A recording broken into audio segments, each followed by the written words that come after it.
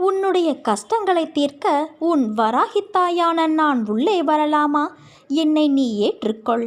உன் வாழ்க்கையை நல்ல முறையில் மாற்றியமைக்க நான் எந்த ஒரு உருவத்திலும் உன்னை தேடி வருவேன். வாழ்க்கையில் நீ செய்த தவறுகள் உனக்கு வழிகளை கொடுத்துள்ளன.